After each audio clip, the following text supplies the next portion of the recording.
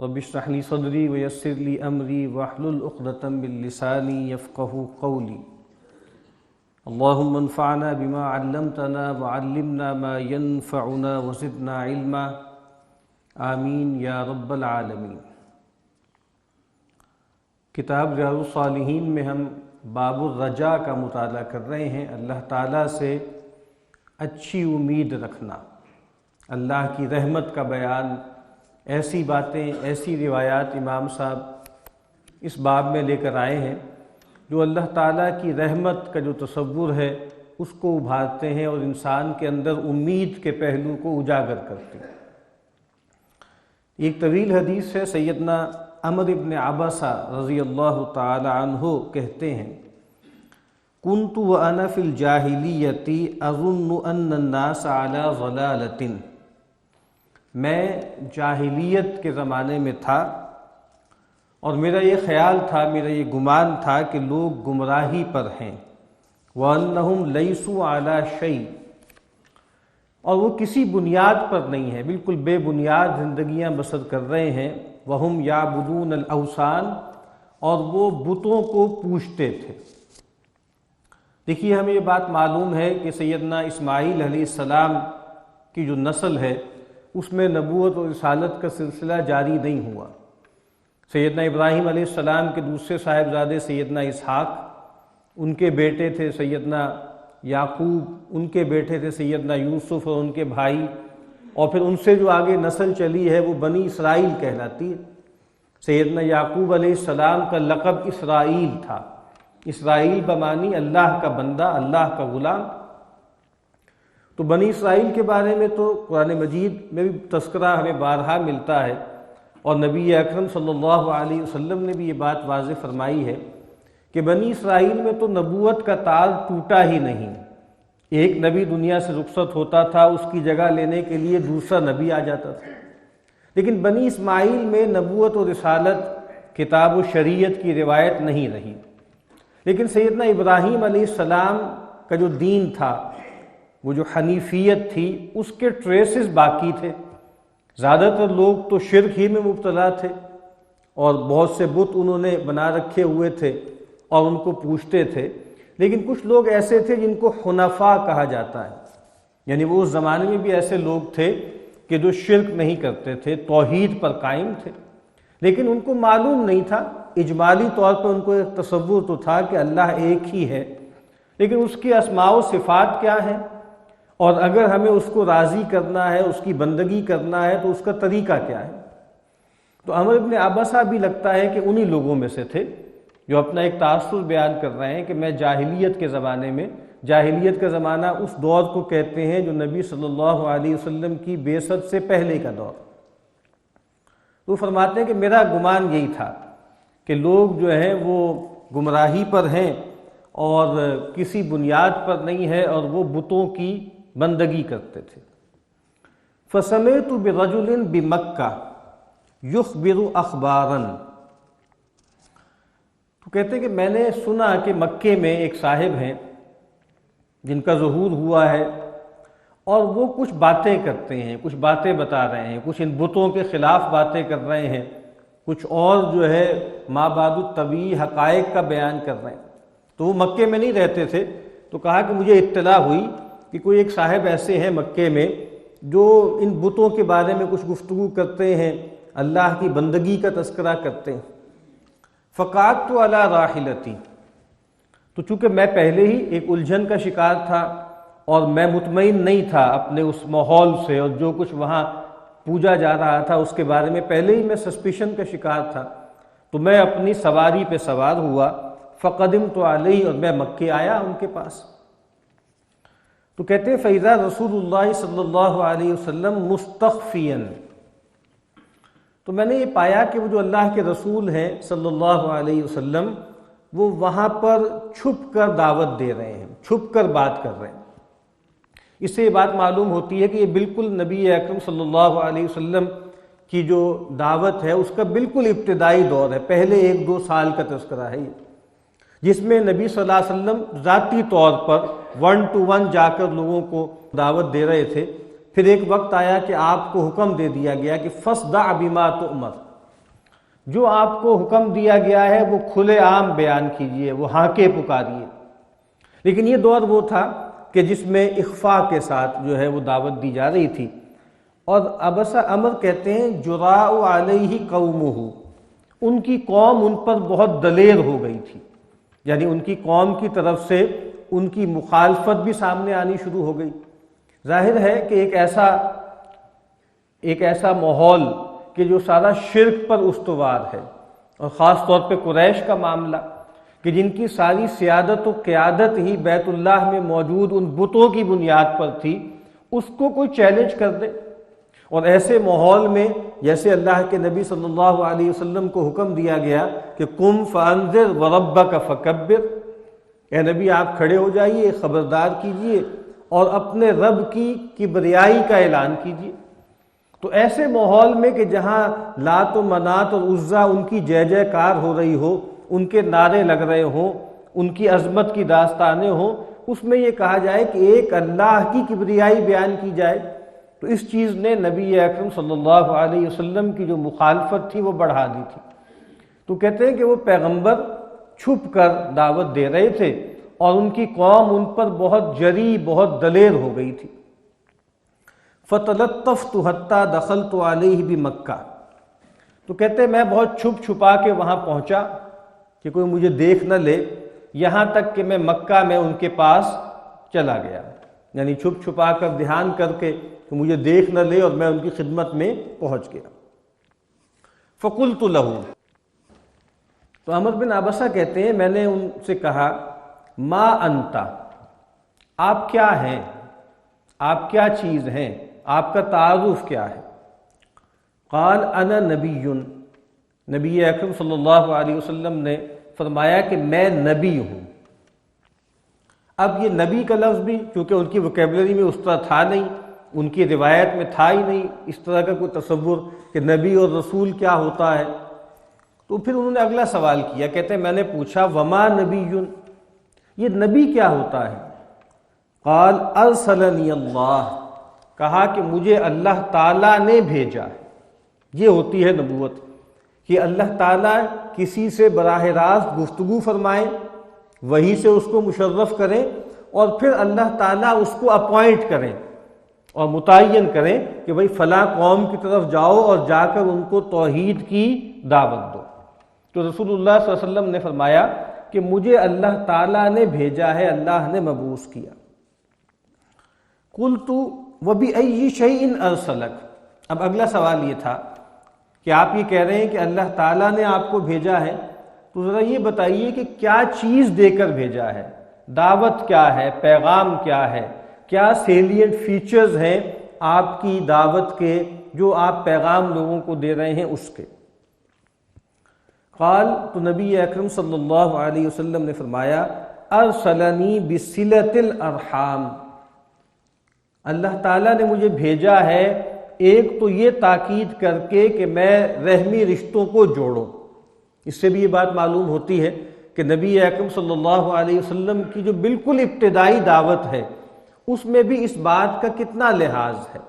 کہ جو blood ties ہیں، جو خونی رشتے ہیں، ان کو جوڑا جائے۔ یعنی میں لوگوں کو ایک دوسرے سے پھاڑنے کے لیے نہیں آیا، رشتوں کو کاٹنے کے لیے نہیں آیا، بلکہ اللہ نے مجھے بھیجا ہے کہ میں صلہ رحمی کروں، صلہ رحمی کی دعوت دوں۔ وَكَسْرِ الْأَوْثَانِ، اور مجھے اس کا حکم دیا ہے کہ میں یہ سارے بت توڑ دوں، یہ جو سب معبودان باطل ہیں اور جن کی پوجا کی جا رہی ہے، وہ جو نام کچھ لوگوں نے رکھ چھوڑے ہیں جن کے بارے میں ان کو کوئی اطلاع نہیں ہے، ان ہی الا اسماء سمیتموها انتم وآباؤکم ما انزل اللہ بہا من سلطان، یہ کچھ نام ہیں جو تم نے اور تمہارے باپ دادا نے رکھ چھوڑے ہیں جس کے بارے میں اللہ نے کوئی دلیل، کوئی برہان نہیں اتاری۔ تو اللہ نے مجھے حکم دیا ہے کہ میں ان بتوں کو توڑ دوں۔ وَإِن يُوَحَّدَ اللَّهُ لَا يُشْرَكُ بِهِ شَيْءٌ، اور میرا بنیادی مشن کیا ہے، بنیادی پیغام کیا ہے کہ ایک اللہ کی وحدانیت ثابت ہو جائے، اللہ کو ایک مانا جائے، یکتا اسی کی بندگی کی جائے اور اس کے ساتھ کسی اور کو شریک نہ ٹھہرایا جائے۔ یہ نبی اکرم صلی اللہ علیہ وسلم نے ان کو بتایا کہ یہ میری دعوت کی بنیاد ہے۔ ایک تو شرک کا کلا کما، توحید کا اس بات، اور پھر کیا ہے کہ خونی رشتوں کو جوڑنا۔ یہ دو طرح ہی کے تعلقات ہیں نا ہمارے۔ ایک ہمارا تعلق جو ہے وہ ورٹیکل تعلق ہے، وہ اللہ سے ہے۔ اس تعلق میں مجھے کس بات پر جو ہے مبعوث کیا گیا ہے کہ میں ہر طرح کی شرک کی آلائش کو ختم کروں اور اللہ سے تعلق کو توحید کی اساس پر استوار کروں۔ اور باقی انسانوں سے تعلق ہے، کہا اس کی سب سے بنیادی چیز کیا ہے؟ خونی رشتوں کا لحاظ کرنا، صلہ رحمی کرنا۔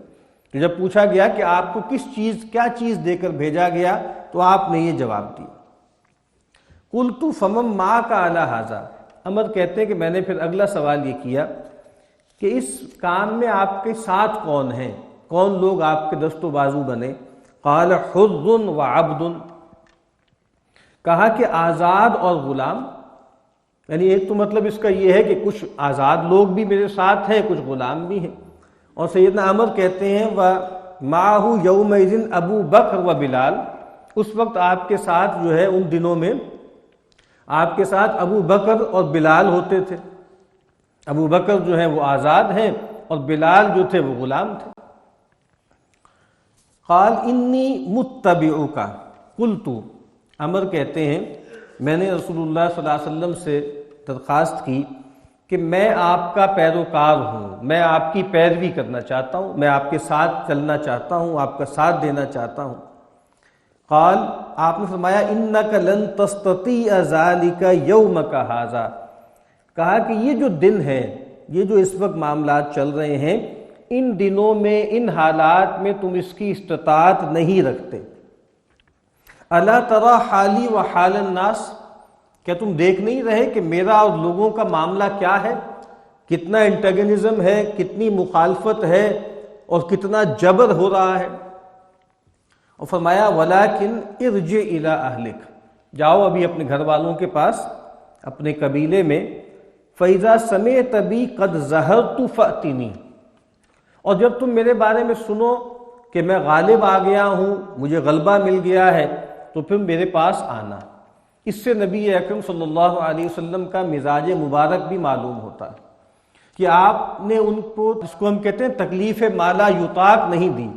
آپ نے کہا کہ نہیں ٹھیک ہے، اپنا پورا کملہ قبیلہ چھوڑ کے آ جاؤ یہاں پر، اور بھگتو سب کے ساتھ جو کچھ ہو رہا ہے۔ اور چونکہ ویسے بھی وہ باہر کے تھے، جو لوگ یہاں کے تھے وہ ظاہری بات پرسیکیوشن بھگت رہے تھے، لیکن کچھ نہ کچھ سپورٹ سسٹم بھی تھا۔ لیکن ایک باہر سے آدمی اگر آئے گا اور اس وقت مجھ پر ایمان لائے گا، اس کا اظہار کرے گا، تو اس پر جو پرسیکیوشن آئے گی، جو تکلیفیں آئیں گی، ہو سکتا ہے وہ اس کو جھیل نہ سکے۔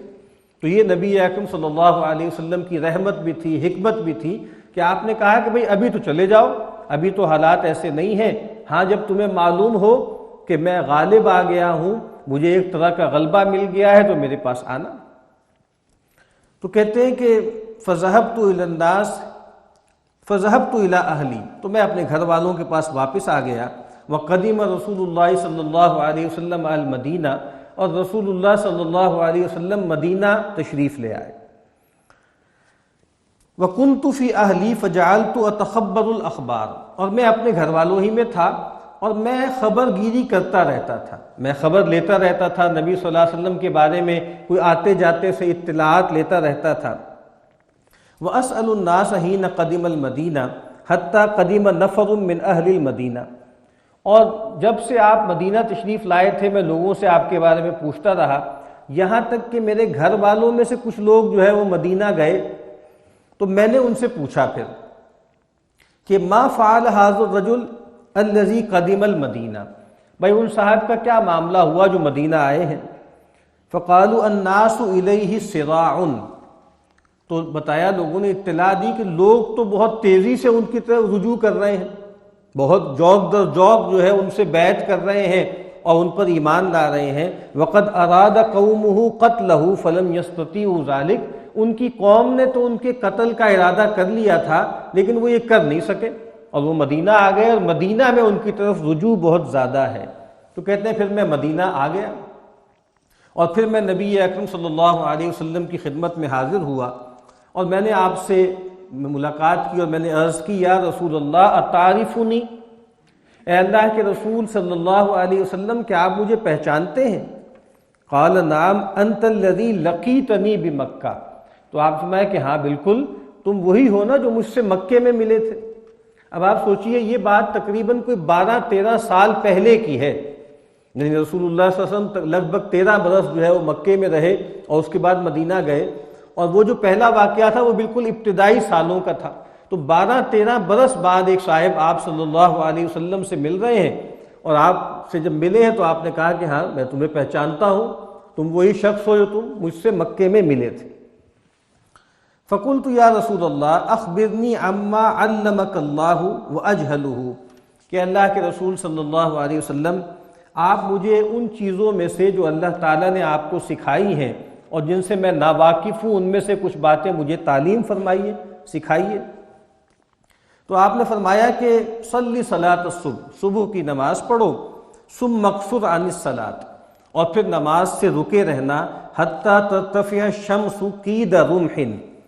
یہاں تک کہ سورج ایک نیزے کے مقدار بلند ہو جائے، فإنها تطلع حين تطلع بين قرني الشيطان وحينئذ يسجد لها الكفار، کہ یہ وہ وقت ہوتا ہے جب سورج جو ہے وہ شیطان کے سینگوں کے درمیان سے طلوع ہوتا ہے، اور یہ وہ وقت ہوتا ہے جس میں کفار سورج کو سجدہ کرتے تھے۔ 3 اوقات تھے، سورج جو ہے جب طلوع ہوتا تھا، جب بالکل زوال کا وقت، اور غروب۔ اس موقع پر جو سورج پرست لوگ ہوتے تھے وہ سورج کی پوجا کرتے تھے۔ تو کہا کہ فجر کی نماز کے بعد نماز سے رکے رہنا یہاں تک کہ سورج طلوع ہو جائے، اور پھر فرمایا ثم صلی فإن الصلاۃ مشہودۃ محظورۃ، اور پھر نماز پڑھنا جس کو ہم اشراق کہتے ہیں، کہ وہ وقت ہوتا ہے کہ جس نماز میں فرشتے موجود ہوتے ہیں اور لوگوں کی جو ہے وہ اعمال کو نوٹ کرنے کے لیے حاضر ہوتے ہیں، حتیٰ یستقل الظل بالرمح، اور پھر یہاں تک کہ سایہ کم ہوتے ہوتے ایک نیزے کے برابر ہو جائے، ثم مقصر عن الصلاۃ فإنه حينئذ تسجر جہنم، پھر نماز سے رک جانا۔ یہ جو نصف النہار یا زوال کا وقت ہوتا ہے، کہا کہ اس وقت بھی پھر نماز سے رک جانا وہ وقت بھی ممنوع وقت ہے، اور اس کا سبب آپ نے بتایا کہ یہ وہ وقت ہے کہ جس میں جہنم کو بھڑکایا جاتا ہے، تو اس وقت میں نماز پڑھنا اللہ کے نبی نے اس سے روکا ہے۔ اور پھر کہا فَإِذَا أَقْبَلَ الْفَيْءُ فَصَلِّ، اور کہا کہ جب سائے بڑھنے لگے تو نماز ادا کرو، فإن الصلاة مشہودۃ محظورۃ حتیٰ تصلی العصر، تو کہا کہ جب سائے بڑھنے لگے تو پھر ظہر کی نماز پڑھو، اور پھر کیونکہ یہ نماز وہ ہوتی ہے جس میں فرشتے حاضر ہوتے ہیں، موجود ہوتے ہیں، یہاں تک کہ تم عصر کی نماز پڑھو، ثم مقصر عن الصلاۃ حتیٰ تغرب الشمس، اور پھر عصر پڑھنے کے بعد پھر نماز سے رکے رہو یہاں تک کہ سورج غروب ہو جائے، فإنها تغرب بین قرنی شیطان، کہ بے شک پھر وہ شیطان کے دونوں سینگوں کے درمیان جو ہے وہ غروب ہوتا ہے، وحینئذ یسجد لہ الکفار، اور پھر وہ وقت ہوتا ہے کہ جب کفار اس کو سجدہ کرتے ہیں، یعنی عصر کے بعد سے غروب آفتاب تک نماز نہیں پڑھنی، کہ جب غروب آفتاب ہوتا ہے اس وقت بھی کفار سورج کی بندگی کرتے ہیں، اس کو پوجتے ہیں۔ تو یہ آپ نے کہا کہ اس طرح تمہیں نمازیں پڑھنی ہیں۔ فقلت یا نبی اللہ فالوضوء حدثنی عن، تو اے نبی وضو کے بارے میں بھی آپ کچھ بتائیے۔ تو نبی اکرم صلی اللہ علیہ وسلم نے فرمایا کہ تم میں سے کوئی شخص نہیں ہے کہ وہ اپنے وضو کے پانی کے قریب آئے اور پھر وہ کلی کرے، ناک میں پانی ڈالے، ناک کو جھاڑے، مگر یہ کہ اس کے ذریعے اس کے منہ، اس کے چہرے اور اس کے ناک کی جو خطائیں ہیں، جو برائیاں ہیں، وہ بھی ساتھ جھڑ جاتی ہیں، وہ بھی ساتھ بہہ جاتی ہیں پانی کے ساتھ۔ اور کہا کہ پھر جب انسان اپنے چہرے کو دھوتا ہے جیسے اللہ نے اس کو حکم دیا ہے، تو کیا ہوتا ہے کہ اس کے داڑھی کے کناروں سے منہ کے سارے گناہ جو ہیں وہ ساتھ بہہ جاتے ہیں۔ اور پھر جب انسان اپنے دونوں ہاتھ کوہنیوں تک دھوتا ہے تو کیا ہوتا ہے کہ پانی جب اس کی انگلیوں سے نیچے گرتا ہے تو اس کے ساتھ اس کے ہاتھوں کے گناہ بھی اللہ تعالیٰ ساتھ بہا دیتے ہیں، معاف کر دیتے ہیں۔ اور پھر جب انسان اپنے سر کا مسح کرتا ہے تو کہا کہ سر کا مسح جب کرتا ہے تو اس کے جو بال ہیں ان کے ساتھ جب پانی گرتا ہے تو پانی گرنے کے ساتھ اس کے سر کی ساری خطائیں بھی اللہ تعالیٰ بہا دیتے ہیں، دور کر دیتے ہیں۔ اور کہا کہ پھر جب انسان اپنے پاؤں دھوتا ہے ٹخنوں تک، تو کیا ہوتا ہے کہ پھر اس کے جو پاؤں کی خطائیں ہیں وہ بھی پاؤں کی انگلیوں کے ساتھ جب پانی بہتا ہے تو اللہ تعالیٰ اس کی تمام پاؤں کے گناہ بھی بخش دیتے ہیں۔ اور کہا کہ فَإِنْ هُوَ قَائِمٌ فَصَلَّى، اور اس کے بعد پھر جب وہ نماز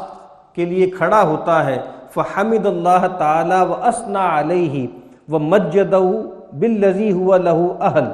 اور پھر وہ اللہ تعالیٰ کی حمد کرتا ہے، اس کی ثنا کرتا ہے اور اس کی بزرگی بیان کرتا ہے جس کا وہ اہل ہے۔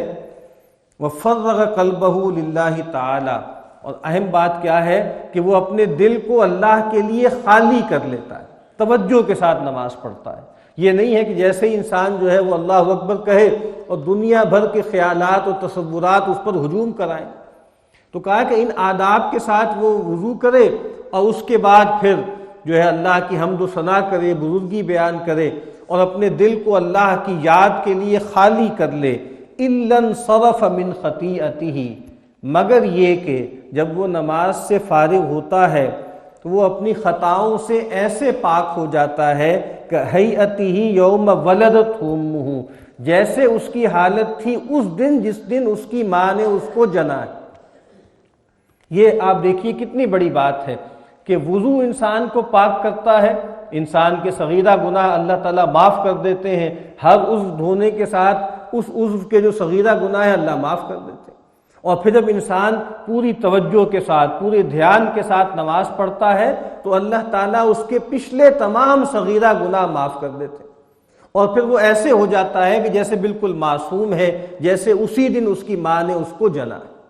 تو یہ جو روایت کا آخری حصہ ہے، اس وجہ سے امام نووی علیہ رحمہ اس روایت کو اس باب میں لے کر آئے ہیں کہ اللہ تعالیٰ کی رحمت جو ہے وہ بے بہا ہے،